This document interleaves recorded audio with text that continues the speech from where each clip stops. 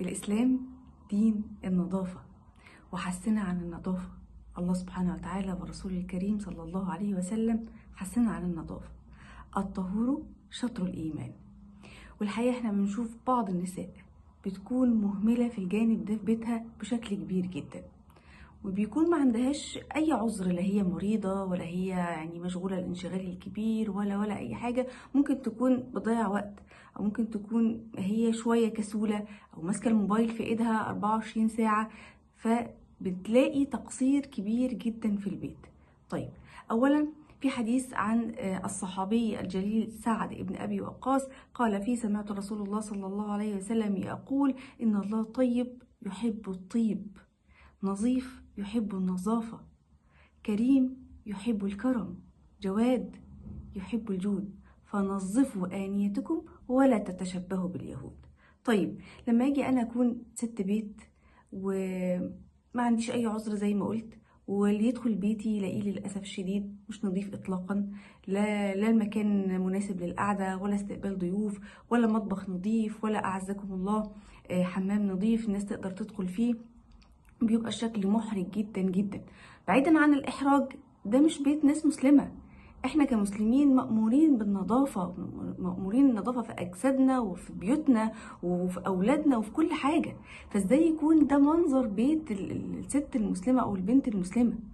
طيب، ده لما احنا بنأثر فيه يبقى احنا قصرنا في حاجة من صميم ديننا، لان احنا ديننا والعياذ بالله مش دين فيه اتساخ ولا فيه اهمال ولا فيه كسل ولا فيه اي حاجه من الحاجات دي.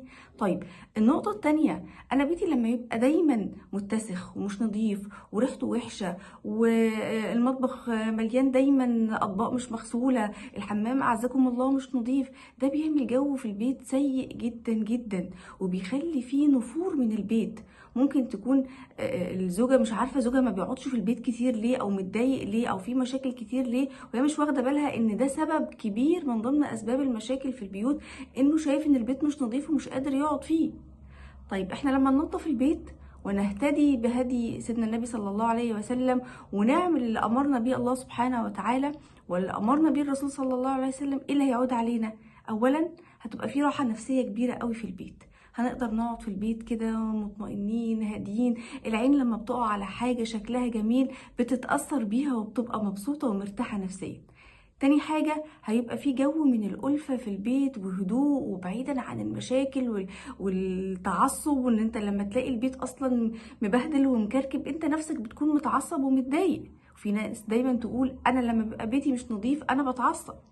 طيب، تالت نقطة، أنا بعود الولاد على مستوى معيشة معين ومستوى النظافة معين، وخصوصا البنات.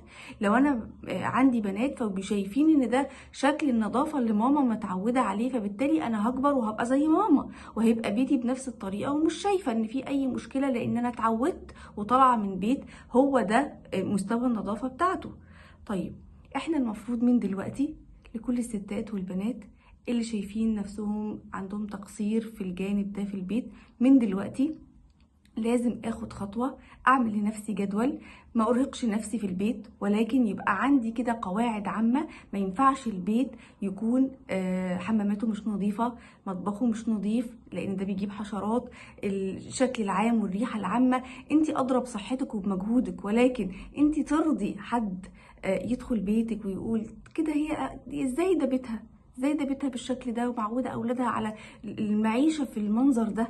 انت من جواكي هترتاحي نفسيا جدا، ومش عشان حد يدخل ويقول ويتكلم او اي حاجه من الحاجات دي. احنا بنعمل ده اصلا لان ده من صميم ديننا، ان الاسلام دين النظافه. فدعوه لكل النساء ولكل البنات، الاسلام دين النظافه.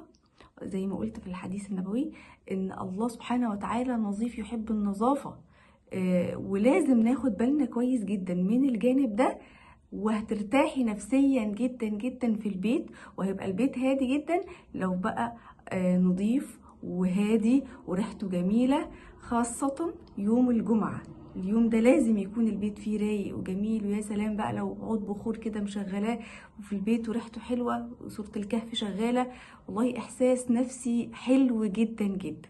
الإسلام دين النظافة، وبالتالي احنا لازم تكون بيوتنا قبلة للمسلمين وتكون نظيفة. نشوفكم في حلقة جديدة. السلام عليكم.